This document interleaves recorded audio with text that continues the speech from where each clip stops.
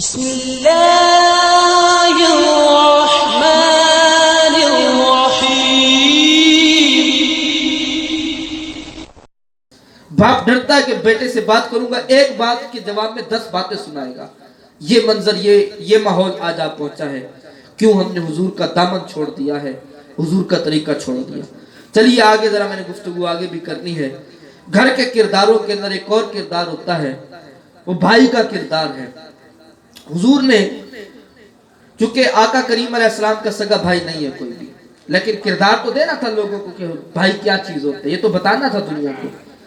اس لیے حضور نے ایک بار مولا علی کو بلایا اور کہا علی انت اخی فی الدنیا والآخرہ، علی کی دنیا میں بھی میرا بھائی ہے، آخرت میں بھی میرا بھائی ہے، لوگوں کو پتہ چلے بھائی کیا چیز ہوتے ہیں۔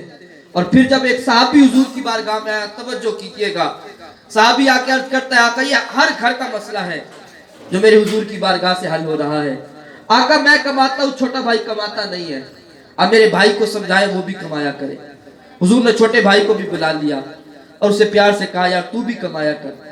اب بڑے کو بلایا اور کہا خیر ہے تیرا بھائی نہیں کماتا، دا ہوں اسے چھوڑ دو، چھوڑ دو اس کو اس کے حال پر، اگر نہیں کماتا تو ہو سکتا ہے اللہ اسی کی وجہ سے تجھے بھی رزق عطا کر رہا ہو۔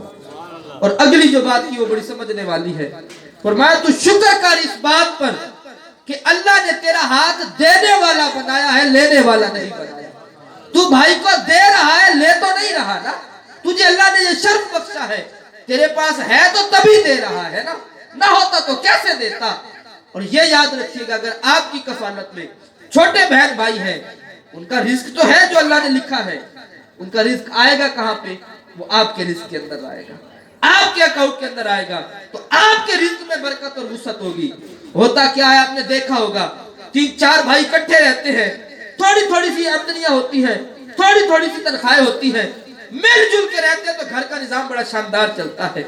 لیکن وہی بھائی جب جدا ہو جاتے ہیں، آمدنیاں بڑھ جاتی ہیں مگر گھر کے گزارے نہیں ہوتے، کیونکہ جب اکٹھے تھے تو برکت کے ساتھ نظام چل رہا تھا، ایک دوسرے کا رزق ایک دوسرے کے رزق میں آ رہا تھا۔ اب جدا ہو گئے تو وہ ساری برکت اٹھا لی گئی، اب آمدنی تو زیادہ ہوتی ہے مگر گھر کا گزارا نہیں چلتا۔ تو اگر چھوٹے بہن بھائی کفالت میں ہو، خوشی کی بات ہے، خرچ کرو ان پر، اللہ تعالیٰ اس پر بھی اجر عطا فرمائے گا۔ گھر کے اندر رشتے کے اعتبار سے ایک اور کردار ہے، وہ بہن کا کردار ہے۔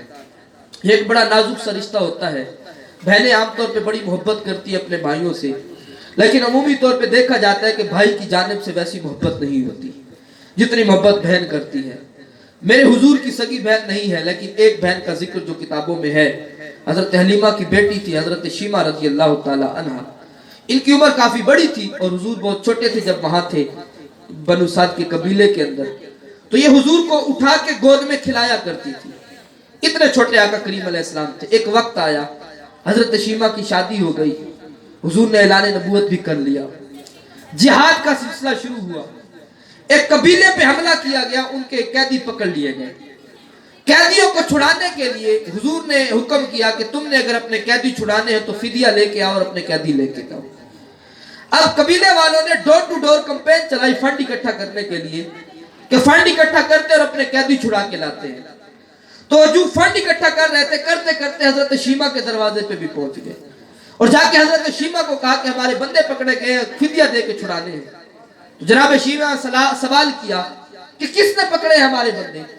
تو انہوں نے کہا ایک شخص جو مکہ سے آیا تھا، یہاں مدینے بسا ہے، نام جس کا محمد ہے اور نبوت کا دعویٰ ہے۔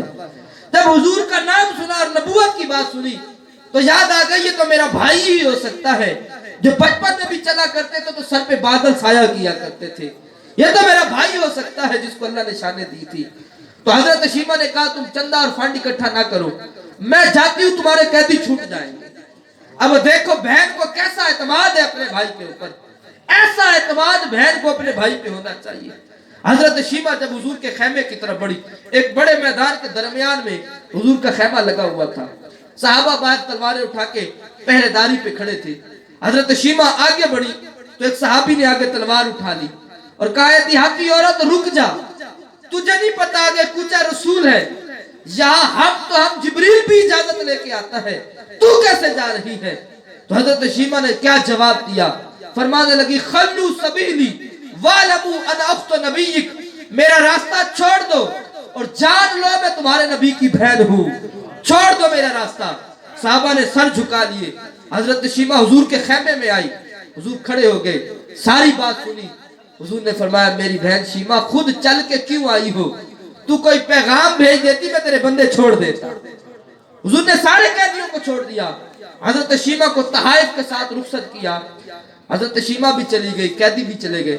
हुजूर ने साहबा को बुला लिया और कहा मैं जब भी कैदी छोड़ता हूँ तुम सबसे मशवरे करता हूँ, आज मैंने कैदी भी छोड़े लेकिन तुमसे मशवरा नहीं किया।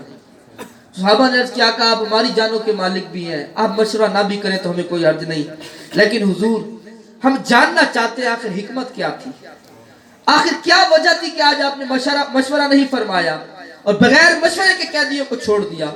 आका अलैहिस्सलाम ने इरशाद फरमाया हम दुनिया को बताना चाहते थे कि नबी के दरवाजे पे बहन आ जाती है तो नबी अलैहिस्सलाम खाली हाथ नहीं मोड़ा करते। आज गौर किया जाए इस बात के ऊपर भी कि बहनों के साथ क्या रवैये चल रहे हैं, बल्कि यहाँ तो मामला यह है कि एक एक अरसा गुजर जाता है बहनों के घर नहीं जाते और आना जाना भी नहीं होता। वजह क्या है, अब्बा जी के विसाल के बाद बहन ने विरासत से हिस्सा मांग लिया था, अब भाई ने उसके घर जाना भी छोड़ दिया। कितनी अजीब बात है, जरा गौर करें। बाप मरता है तो घर की औरतें बच्चियों से कहती है तुम विरासत से हिस्सा ना लो, अपने भाई के लिए छोड़ दो, एक भाई है तेरा उसके लिए छोड़ दो, 2 भाई हैं 8 भाई हैं उनके लिए छोड़ दो, विरासत से हिस्सा ना लो। मैं कहता हूं कभी कोई भाई को भी कह दे तू अपनी बहन से हिस्सा ना ले, भाइयों को तो कोई नहीं कहता, जो आता है बहन ही को समझाता है। और फिर जालिम बाप भी क्या करता है, अपनी जिंदगी के अंदर विरासत तकसीम करता है तो बेटी का हिस्सा नहीं रखता, और कोई समझाए तो कहता है मैंने शादी के वक्त बड़ा जहेज दे दिया था, अब इसलिए मैंने विरासत में हिस्सा नहीं दिया। मैं ये जुमला सुनता हूं तो मैं सोचता हूं ये सोच तो मुसलमानों की नहीं थी, ये तो हिंदुओं की सोच थी। हिंदुओं के यहाँ विरासत नहीं है बेटी की, और जब शादी करते हैं जहेज देते हैं और कहते हैं बस हमने दे दिया जो देना था, विरासत नहीं देते। आज मुसलमान भी वही नजरिया लेके बैठे हुए हैं, विरासत नहीं दी जाती। लेकिन याद रखिएगा बेटे और बेटी में अगर देखा जाए, तजर्बा आपका भी शाहिद है, मुशाहिदा हमारा भी है, दोनों के एतबार से देखा जाए तो दुनिया इस बात की गवाह है इतनी वफा बेटे में नहीं होती जितनी वफा बेटी के अंदर होती है। एक अरसा गुजर जाता है, बेटों को याद भी नहीं होता अब्बा जी का कब विसाल हुआ था। 10-10 सालों के बाद भी बेटियां मदरसे से बच्चे बुलाकर खत्म पढ़वा रही होती है और कहती है आज मेरे बाप का सालाना है, जरा कुरान का खत्म तो पढ़ दो। बच्चों को तो याद भी नहीं होता जो बाप की जायदाद पे बैठे हुए होते हैं, जो विरासत लेके बैठे होते हैं, मगर वो बेटी जिसे बाप महरूम करके चला गया था वो बेटी आज भी अपने बाप को याद किए हुए। कहते एक शख्स की नमाज जनाजा का वक्त आया, ऐलान किया गया अगर किसी का लेन देन हो तो बता दे। एक शख्स खड़ा हुआ, उसने कहा मरने वाले ने मेरे 10 लाख देने हैं, ये 10 लाख मिले तो इसकी तदफीन होने दूंगा वरना मैं तदफीन नहीं होने दूंगा। पहली सफों के अंदर बेटे भी खड़े थे, लेकिन जब सुना कि 10 लाख का मामला है चुपके से खिसके और पीछे चले गए। लोग वहां जमा है कि क्या करें, अब उनकी उसकी मिन्नत हो रही है कि यार तदफीन होने तो बाद में मामलात कर देना। उसने कहा नहीं 10 लाख मिलेंगे फिर तदफीन होगी। बेटे तो चले गए, लेकिन बात चलती चलती घर पहुंच गई। घर में एक बेटी रो रही थी कि अभी बाप की ताजा मैयत उठी है। अभी वो बेटी को जब किसी ने आके बताया कि बाप की मैयत रोक ली गई है तो बेटी उठी और अपना ट्रंक जाके खोला और जाके खोल के अपने बॉक्स में से अपने जेवर निकाले और किसी बच्चे को लड़के को दिया, कहा उसे दे के आओ और उसे कहो कि अभी ये रख लो, तेरे जितने पैसे पूरे होते हैं इससे पूरे कर लो, मेरे बाप की तदफीन होने दो, बाद में 1-1 रुपया उतार दूंगी। अब जो वो जेवर वहां पहुंचता है वो शख्स और कहानी खोल देता है। वो कहता है मामला ये है कि मैंने इस बंदे से 10 लाख लेने नहीं थे, मैंने तो इसके 10 लाख देने थे। मैंने सोचा कि यहां ऐलान करता हूं कि मैंने 10 लाख देने हैं तो इसके 20 वारिस निकल आएंगे, हर कोई कहेगा मैं वारिस हूं मैं वारिस हूं। तो मैंने सोचा कोई ऐसा तरीका करूं जिससे पता चल जाए इसका हकीकी वारिस कौन है। इसकी हकीकी वारिस तो इसकी बेटी है ना, जो बाप की मैयत को छुड़ाने के लिए अपने जेवर तक लेके आ गई है। यह बेटियों की मोहब्बत होती है जो हमेशा वालिदैन के साथ रहती है। बेटी बाजू का शादी भी हो जाती है लेकिन उसे अपने मैके की फिक्र रहती है। बाप बीमार होता है तो शौहर को छोड़ के बाप के पास आ जाती है, अपने बाप के घर में आके रहती है बाप का ख्याल करने के लिए। एक बुजुर्ग ने बड़ा प्यारा जुमला कहा कि बेटियों की कदर करो जिनकी है, ये बेटियां सहारा भी होती है और दिल थाम के बैठिएगा, ये बेटियां बाप के जनाजे की रौनक भी होती है, जो बाप की मैयत पे रोने वाली होती है। बेटियों से मोहब्बत करना मेरे हुजूर ने सिखाया। मेरे आका करीम अलैहिस्सलाम ने सहाबा को जब बयान किया, एक रिवायत में 3 का लफ्ज भी है, एक में 2 का लफ्ज भी है। हुजूर ने फरमाया जिसकी 3 बेटियां या 3 बहनें हो, उनकी अच्छी परवरिश करे, अच्छी जगह शादी करे, तो कयामत के दिन वो मेरे साथ ऐसे होगा जन्नत के अंदर। तो एक साहबी ने अर्ज किया हुजूर जिसकी 2 हो, फरमाया वो भी ऐसे ही होगा। आका जिसकी 1 हो, फरमाया वो भी ऐसे ही होगा। यहाँ उलमा ने बड़ी प्यारी बात लिखी, कहा जरा गौर करो कैसी तरबियत की मेरे हुजूर ने अपने साहबा की। ये वो लोग थे जो बच्चियों को ज़बह करते थे, जिंदा दफन करते थे, लेकिन आज जब हुजूर कहते हैं 3 बेटियों की फजीलत है तो 2 वाला परेशान हो रहा है, हाय मेरी भी 3 बेटियां होती। जब हुजूर कहते हैं कि 2 की है तो 1 वाला परेशान हो रहा है, हर मेरी भी 2 होती। तो वो जो बच्ची को दफन करता था आज वो परेशान हो रहा है कि काश मेरी भी 3 या 2 बेटियां होती। कितना कैसी तरबियत कर दी। आज भी आप देखें दुनिया के अंदर लोग बेटियों से मोहब्बत करते हैं बड़ी, लेकिन आज के दौर में मोहब्बत करना कोई बड़ी बात नहीं है। उस जमाने में जब बच्चियों को जिंदा दफन किया जा रहा था, मेरे हुजूर सैयदा कायनात के लिए खड़े हो जाते और माथा चूम के कहते फातिमा तो मेरे जिगर का टुकड़ा है। लोगों को बताते कि बेटी चीज क्या है। मेरे आका करीम अलैहिस्सलाम के दर दौलत से हर एक दुनिया के मामले में हमें रहनुमाई मिली। घर के अंदर अफराद में अगर हम देखते हैं एक और किरदार भी है, वो है बीवी का। बीवी के मामलात ये हुजूर के दरबार से जरा सीखिए, हुजूर ने कैसे सिखाए। आज तो एक बीवी को देने के लिए वक्त नहीं है शौहर के पास, लेकिन मेरे हुजूर की 11 अज़वाज हैं। हर बीवी हुजूर से राजी और हर बीवी हुजूर से खुश है। कोई शिकवा नहीं करती कि आका ने मुझे वक्त नहीं दिया। हुजूर सबको मोहब्बत ऐसी देते, सबको वक्त ऐसा देते। हर एक ज़ौजा मोहतरमा हुजूर से राजी है।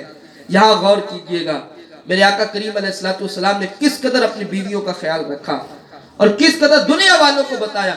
अम्मा आयशा सिद्दीका फरमाती है जब मैं घर में होती थी, हुजूर जब किसी काम में नहीं लगे होते थे, मैं कोई काम कर रही होती थी तो हुजूर मेरे साथ काम में लग जाया करते थे। आज कोई शौहर ये काम करे तो सही तो घर वाले सारे ताने देंगे माज़अल्लाह के ये रंग-मुरीद हो गया है। कितनी अजीब बात है, जो हुजूर की सुन्नत थी आज हमने उसे क्या बना दिया है। बीवी के साथ काम करवाना ये मेरे आका करीम अलैहिस्सलाम की सुन्नत मुबारक है। आका करीम अलैहिस्सलाम के घर का माहौल देखिए जरा। हज़रत आयशा फरमाती है मैं पानी पीने लगी, हुजूर ने मुझे देखा और कहा आयशा जरा पानी मेरे लिए भी बचा छोड़ना। अम्मा फरमाती है मैंने उसी बर्तन के अंदर आधा पानी हुजूर के लिए बचा लिया और हुजूर की बारगाह में जब पेश किया, आका करीम अलैहिस्सलाम ने वो पानी लिया और मुझसे सवाल किया। क्या सवाल किया हुजूर ने? फरमाया आयशा एक बात बताओ। जी या रसूल अल्लाह, बताओ तुमने कहाँ होठ रख के पानी पिया, मैं भी वही होठ रख के पानी पीऊंगा। ये मोहब्बत का दर्स दिया हुजूर अलैहिस्सलाम ने। और यहाँ ऐसा भी ना हो बहनें सुन रही होती है तो वो सोचे कि आज शौहरों को कहे कि जी बस शान तो सिर्फ हमारी है। ऐसा नहीं, मेरे हुजूर ने शौहर की इताअत भी सिखाई कि क्या होती है। एक साहबी आया हुजूर की बारगाह में, आका मेरा ऊंट बिफर गया है, किसी के काबू में नहीं आता, कुछ दुआ कर दीजिए। वो दुआ करवाना चाहते थे लेकिन हुजूर ऊंट के साथ चल पड़े। ऊंट एक बाग में था, साहबा भी कुछ साथ थे। आका करीम अलैहिस्सलाम जैसे ही बाग में दाखिल हुए तो ऊंट सामने बिखरा हुआ खड़ा था, वो किसी के काबू में नहीं आ रहा था। साहबा ने मंजर देखा, हुजूर ऊंट की जानिब बढ़े तो साहबा ने हुजूर को रोक लिया। या रसूल अल्लाह वो आपको नुकसान दे देगा, लेकिन हुजूर बढ़ पड़े। ऊंट ने भी हुजूर को देखा तो हुजूर की जानिब बढ़ा। साहबा डर गए कि क्या होगा, कहीं नुकसान न दे, लेकिन ऊंट जो ही आया हुजूर के कदमों में अपना सर रख दिया। हुजूर ने प्यार से उठाया और साहबी के हवाले कर दिया, कहा आज के बाद तुझे तंग नहीं करेगा। साहबा मंजर देख रहे थे, अर्ज किया आका ये ऊंट है, जानवर है, ये आपको सजदे कर रहा है। आका हम तो इंसान हैं, हमारा ज्यादा हक बनता है कि हम आपको सजदा करें। उस वक्त मेरे हुजूर ने फरमाया मेरी शरीयत में सजदा जायज नहीं, अगर जायज होता तो बीवी को हुक्म करता वो अपने शौहर को सजदा करे। शौहर का भी मकाम हुजूर ने बयान किया। एक हैरान कुन हदीस सुनिएगा, कुछ बातें फकत समझाने के लिए होती है। हुजूर ने फरमाया अगर शौहर बीमार हो اس کے پورے جسم کے اوپر پھوسیاں اور دانے ہو اور ان میں سے پیپ اور لہو بہتا ہو اور بیوی اسے زبان سے چاٹے اور صاف کرے تب بھی اس نے اپنے شوہر کا حق ادا نہیں کیا. یہ حضور کی حدیث ہے. تو جہاں حضور نے بیوی کے حقوق بیان کیے وہاں بیوی کو بھی بتا دیا کہ اپنے شوہر کی تابعداری کیسے کرنی ہے, شوہر کا خیال کیسے رکھنا ہے. تو دونوں اگر ان دونوں معاملات کو دیکھتے چلیں گے تو گھر کا نظام بڑا خوبصورت چلتا رہے گا. دوستو آج کے اس پرفتن دور کے اندر ہم اگر انہی چند باتوں کو لے لیں اور اپنے گھر کے ماحول کے اندر اس کو نافذ کرنے کی کوشش کریں تو خدا کی قسم ہمارے گھر کا ماحول امن کا گہوارہ بن جائے گا, رحمتوں کا برکتوں کا نزول ہو جائے گا, کیونکہ ہمارے گھروں کے اندر سیرت مصطفیٰ کے جلوے نظر آنا شروع ہو جائیں گے.